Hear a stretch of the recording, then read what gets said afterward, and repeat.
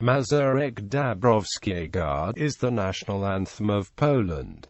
It is also known by its original title, Pieśń Legionów Polskich we Włoszech. English translations of its Polish incipit include, Poland has not yet perished, Poland has not perished yet, Poland is not lost yet, and Poland is not yet lost. The lyrics were written by Józef Wybicki in Reggio Emilia, Cisalpine Republic in northern Italy, between 16 and 19 of July, 1797. 2 years after the Third Partition of Poland erased the Polish-Lithuanian Commonwealth from the map. It was originally meant to boost the morale of Polish soldiers serving under General Jan Henryk Dąbrowski's Polish legions that served with Napoleon's French Revolutionary Army in the Italian campaigns of the French Revolutionary Wars. Dąbrowski's Mazurek, expressing the idea that the nation of Poland, despite lack of independence, had not disappeared as long as the Polish people were still alive and fighting in its name, soon became one of the most popular patriotic songs in Poland. The music is an unattributed mazurka and considered a folk tune that Polish composer Edward Pallasz categorizes as functional art, which was fashionable among the gentry and rich bourgeoisie. Pallasz wrote, Wybicki probably made use of melodic motifs he had heard and combined them in one formal structure to suit the text. It is one of the most important songs of the Slavic nations. The text of the hymn was modified to suit new occasions and socio-political contexts throughout the song's history. When Poland re-emerged as an independent state in 1918, Dąbrowski's Mazurek became its de facto anthem. It was officially adopted as the national anthem of the Republic of Poland in 1926. It also inspired similar songs by other peoples struggling for independence during the 19th century.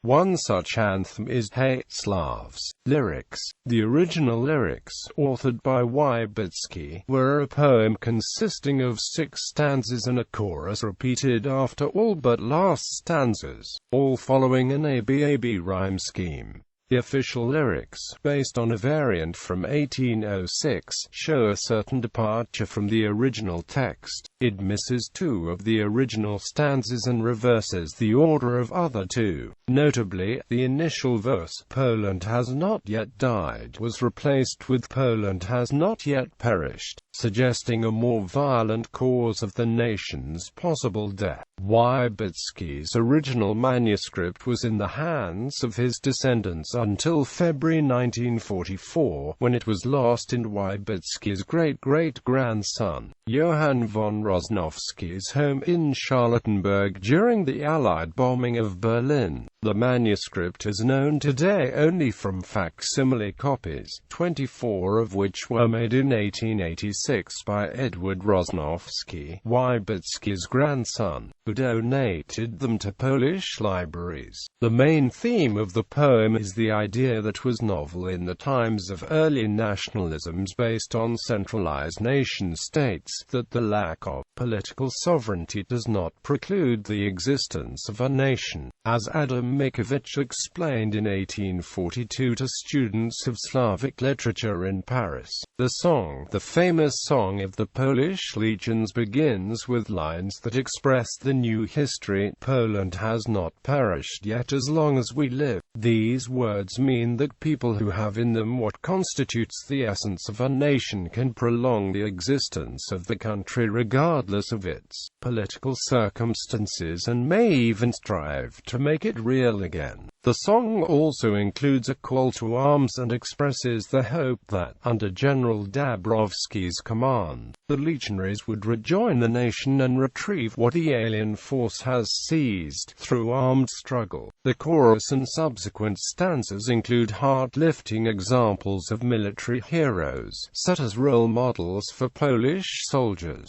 Jan Henryk Dąbrowski, Napoleon, Stefan Czarnicki and Tadeusz Kosciuszko. Dąbrowski, for whom the anthem is named, was a commander in the failed 1794 Kosciuszko uprising against Russia. After the Third Partition in 1795, he came to Paris to seek French aid in re-establishing Polish independence, and, in 1796, he started the formation of the Polish Legions, a Polish unit of the French Revolutionary Army. Bonaparte was, at the time when the song was written, a commander of the Italian campaign of French Revolutionary Wars, and Dąbrowski's superior. Having already proven his skills as a military leader, he is described in the lyrics as the one who has shown us ways to victory. Bonaparte is the only non-Polish person mentioned by name in the Polish anthem. Stefan Czarnicki was a 17th-century hetman, famous for his role in driving the Swedish army out of Poland after an occupation that had left the country in ruins, and is remembered by Poles as the Deluge. With the outbreak of the Dano-Swedish War, he continued his fight against Sweden in Denmark, from where he returned across the sea to fight the invaders alongside the king, who was then at the royal castle in Poznan. In the same castle, Józef Wybicki started his career as a lawyer. Kosciuszko, mentioned in a stanza now missing from the anthem, became a hero of the American Revolutionary War before coming back to Poland to defend his native country from Russia in the War of 1792 and a national uprising he led in 1794. One of his major victories during the uprising was the Battle of Reggio Emilia, where the result was partly due to Polish peasants armed with scythes. Alongside the scythes, the song mentioned other types of weaponry traditionally used by the Polish szlachta, or nobility. The saber, known in Polish as sabla, and the backsword, Basia, and her father are fictional characters. They are used to represent the women and elderly men who waited for the Polish soldiers to return home and liberate the fatherland. The route that Dąbrowski and his legions hoped to follow upon leaving Italy is hinted at by the words, "We'll cross the Vistula, we'll cross the Warta," two major rivers flowing through the parts of Poland that were in Austrian and Prussian hands at the time. Music. The melody of the Polish anthem is a lively and rhythmical mazurka. Mazurka as a musical form derives from the stylization of traditional melodies for the folk dances of Masovia, a region in central Poland. It is characterized by a triple meter and strong accents placed irregularly on the second or third beat. Considered one of Poland's national dances in pre-partition times,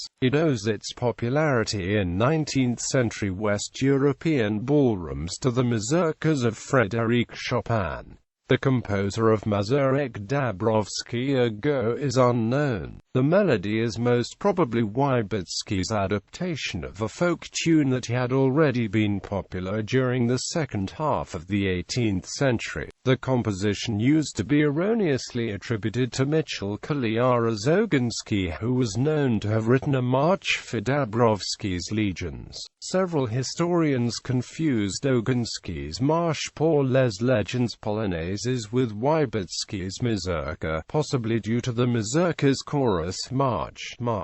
Dąbrowski, until Ogonski's sheet music for the march was discovered in 1938 and proven to be a different piece of music than Poland's national anthem. The first composer who used the anthem for an artistical music piece was Karol Krupinski. In 1821 he composed his piano organ fugue on Jeszyca Polska and Isadżina. Wojciech Sowiński was the next who arranged Mazurek Dąbrowskiego for the piano. The arrangement, accompanied by the lyrics in Polish and French, was published 1829 in Paris. The current official musical score of the national anthem was arranged by Kazimierz Sikorski and published by the Polish Ministry of Culture and National Heritage. Sikorski's harmonization allows for each vocal version to be performed either a cappella together with any of the instrumental versions. Some orchestra parts, marked in the score as ad libitum, may be left out or replaced by other instruments of equivalent musical scale. In 1908, Ignacy Jan Paderewski, later to become the first Prime Minister of independent Poland, quoted the anthem in a disguised way in his symphony in B minor, Polonia.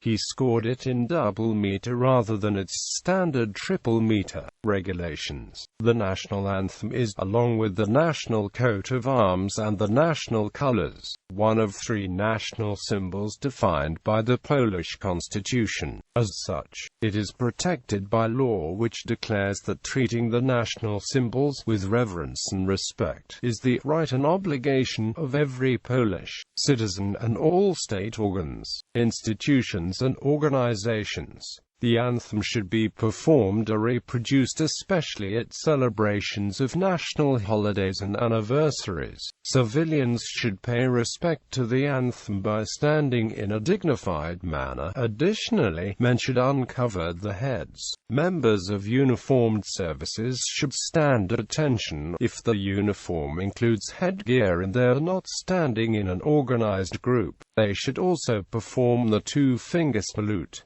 Color guards pay respect to the anthem by dipping the banners. History. Origin in 1795. After a prolonged decline and despite last-minute attempts at constitutional reforms and armed resistance, the Polish-Lithuanian Commonwealth was ultimately partitioned by its three neighbors, Russia, Prussia and Austria. A once vast and powerful empire was effectively erased from the map, while monarchs of the partitioning powers pledged never to use the name Poland in their official titles. For many, including even leading representatives of the Polish Enlightenment, this new political situation meant an end of the Polish nation. In the words of Hugo Kołłątaj, a notable Polish political thinker of the time, Poland no longer belonged to currently extant nations, while historian Tadeusz Zarski declared that Poland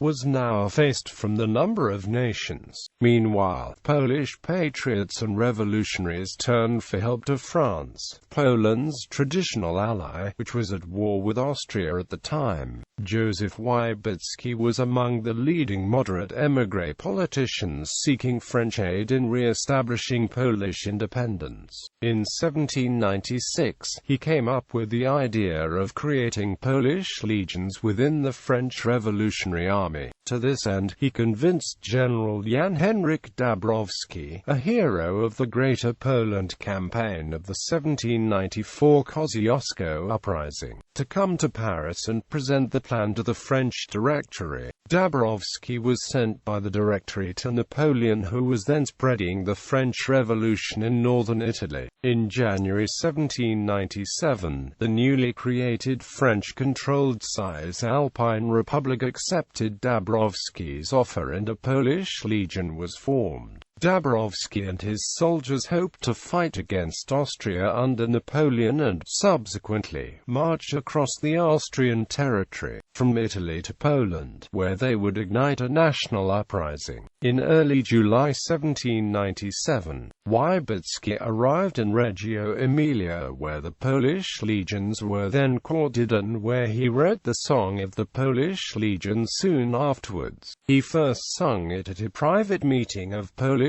officers in the Legion's headquarters at the Episcopal Palace in Reggio. The first public performance most probably took place on the 16th of July 1797 during a military parade in Reggio's Piazza del Duomo. On the 20th of July, it was played again as the legions were marching off from Reggio to Milan, the Cisalpine capital. With its heart-lifting lyrics and folk melody, the song soon became a popular tune among Polish legionaries. On the 29th of August 1797, Dąbrowski already wrote to Wybicki from Bologna, "Soldiers gain more and more taste for your song." Quote, It appealed to both officers, usually émigré noblemen, and simple soldiers, most of whom were Galician peasants who had been drafted into the Austrian army and captured as POWs by the French. The last stanza, referring to Kosciuszko, who famously fought for freedom of the entire nation rather than the nobility alone, and the sides of Wrocław, seems to be directed particularly at the latter. Wybicki may have even hoped for Kosciuszko to arrive in Italy and personally lead the legions, which might explain why the chorus March, March, Dąbrowski is not repeated after the last stanza.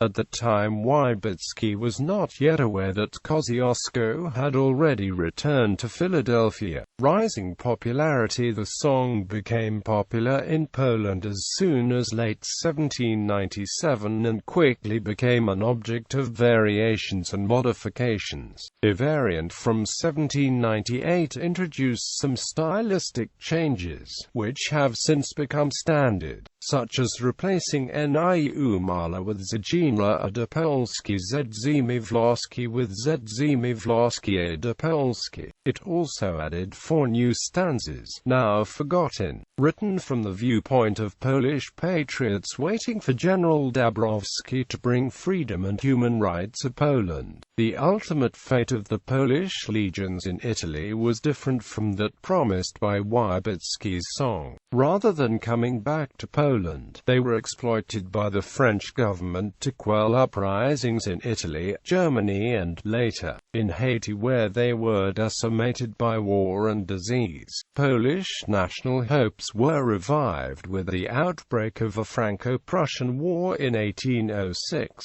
Napoleon called Dąbrowski and Wybicki to come back from Italy and help gather support for the French army in Polish-populated parts of Prussia. On 6 November 1806, both generals arrived in Poznan, enthusiastically greeted by locals singing "Poland is not yet lost." The ensuing Greater Poland uprising and Napoleon's victory over Russian forces at Friedland led to the creation of a French-controlled Polish puppet state known as the Duchy of Warsaw. "Poland is Not Yet Lost" was one of the most popular patriotic songs in the duchy, stopping short of becoming that entity's national anthem. Among other occasions, it was sung in Warsaw on 16 June 1807 to celebrate the Battle of Friedland. In Kraków, as it was liberated by Prince Józef Poniatowski on 19 July 1809, and at a ball in Warsaw on 23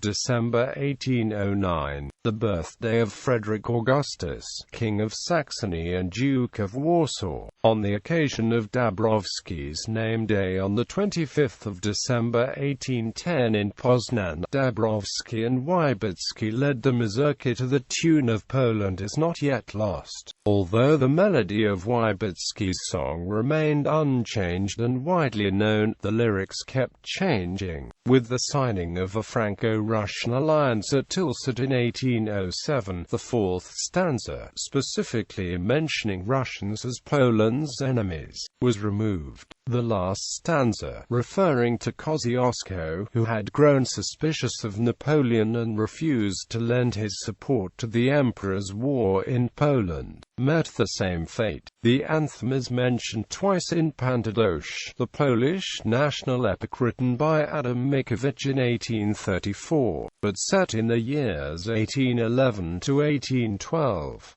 The author makes the first reference to the song when Tadeusz, the main protagonist, returns home and, recalling childhood memories, pulls the string of a chiming clock to hear the old Dąbrowski's Mazurka once again. Musical boxes and musical clocks playing the melody of "Poland is Not Yet Lost" belonged to popular patriotic paraphernalia of that time. The song appears in the epic poem again when Jankiel, a Jewish dulcimerist and ardent Polish patriot, plays the Mazurka in the presence of General Dąbrowski himself. With Napoleon's defeat and the Congress of Vienna in 1815 came a century of foreign domination over Poland, interspersed with occasional bursts of armed rebellion. Poland is not yet lost continued to be sung throughout that period, especially during national uprisings. During the November uprising against Russia in 1830–1831, the song was chanted in the battlefields of Stoczek, Olszynka, Grochowska and Igony. In peacetime, Polish patriots performed it at homes, official functions and political demonstrations. New variants of the song, of various artistic value and length of life, abounded. At least 16 alternative versions were penned during the November uprising alone.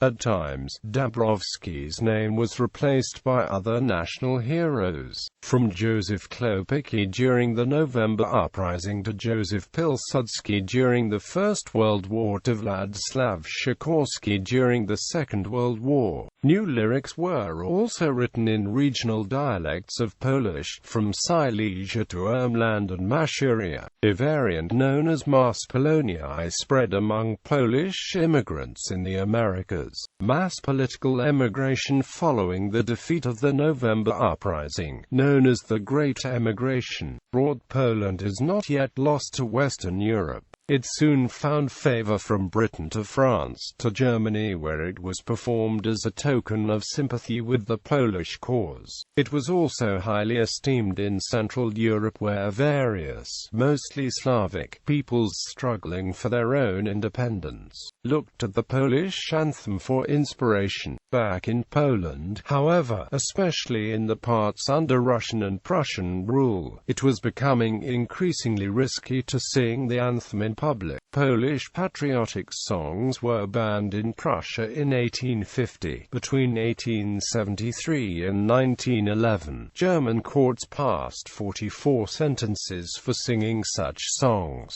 20 of which were specifically for singing "Poland is not yet lost." In Russian Poland, public performance of the song often ended with a police intervention. Choice of national anthem. When Poland re-emerged as an independent nation after the First World War in 1918, it had to make a decision about its national symbols. While the coat of arms and the flag were officially adopted as soon as 1919, the question of a national anthem had to wait. Apart from Poland is not yet lost, there were other popular patriotic songs which could compete for the status of an official national anthem. In the Middle Ages, the role of a national anthem was played by hymns. Among them were Bogrodzyka, one of the oldest known literary texts in Polish, and the Latin Gaude Mater Polonia, written in the 13th century to celebrate the canonization of Bishop Stanislaus of Szczecin, now the patron saint of Poland. Both were chanted on special occasions and on battlefields.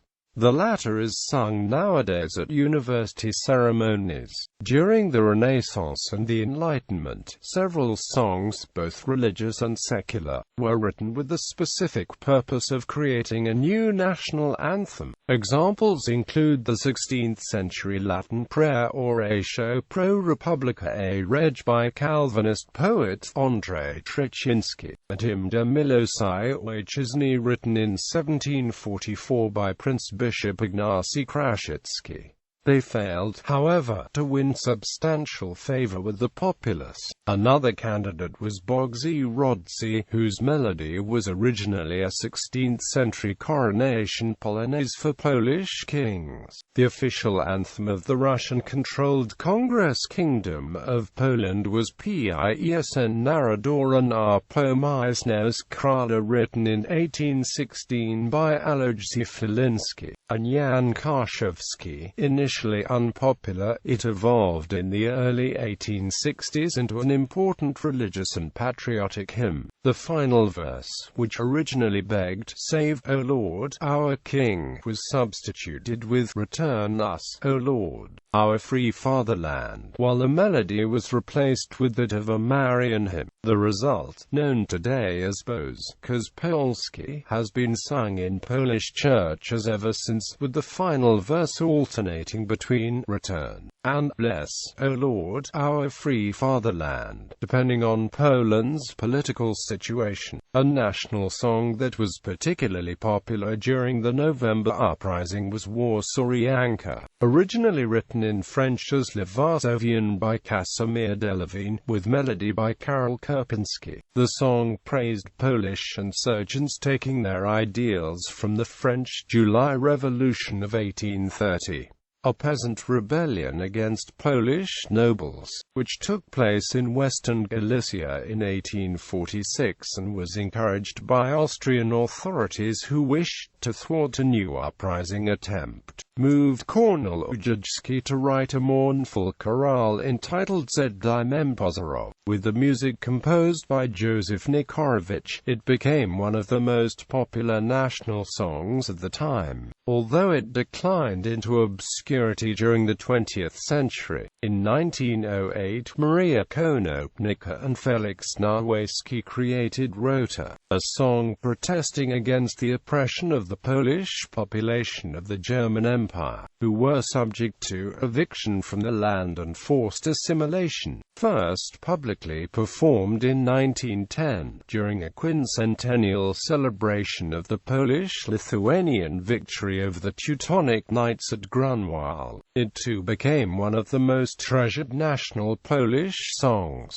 At the inauguration of the UN in 1945, no delegation from Poland had been invited. The Polish pianist Artur Rubinstein, who was to perform the opening concert at the inauguration, began the concert by stating his deep disappointment that the conference did not have a delegation from Poland. Rubinstein later described becoming overwhelmed by blind fury and angrily pointing out to the public the absence of the Polish flag. He then sat down to the piano and played "Poland is Not Yet Lost" loudly and slowly, repeating the final part in a great thunderous forte. When he had finished, the public rose to the feet and gave him a great ovation. Over 60 years later, on the 22nd of September 2005, Aleksander Kwaśniewski, President of Poland, said, "For the UN is rightly criticized for being anachronistic, for reflecting the old world that is drifting away into the past. Particularly we, the Polish people, and all the nations of Central and Eastern Europe find it difficult to forget about that."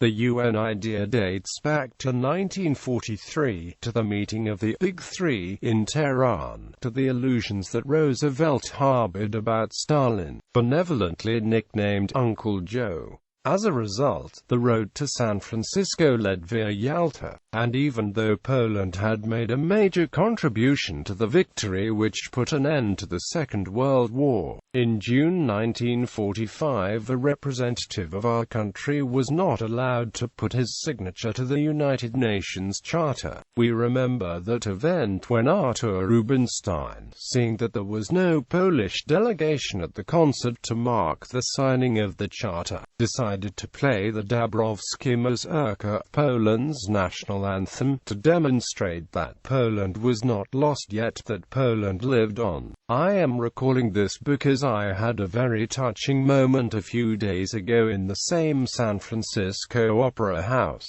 to which I was invited for the opening of the season. This time it was the orchestra that played the Dąbrowskie Mazurek, and at that moment the memories of the great Artur Rubinstein and his performance came back with full force, and it was very touching indeed for me. The UN is rooted in the Second World War, and in the post-war situation, it reflects the balance of power of that era. Influence. During the European revolutions of 1848, Poland is not yet lost won favor throughout Europe as a revolutionary anthem. This led the Slovak poet Samo Tomasik to write the anthem, Hey, Slavs, based on the melody of the Polish anthem. It was later adopted by the First Congress of the Pan-Slavic movement in Prague as the Pan-Slavic anthem. During the Second World War, a translation of this anthem became became the national anthem of Yugoslavia, and later, Serbia and Montenegro. The similarity of the anthem sometimes caused confusion during these countries' football or volleyball matches.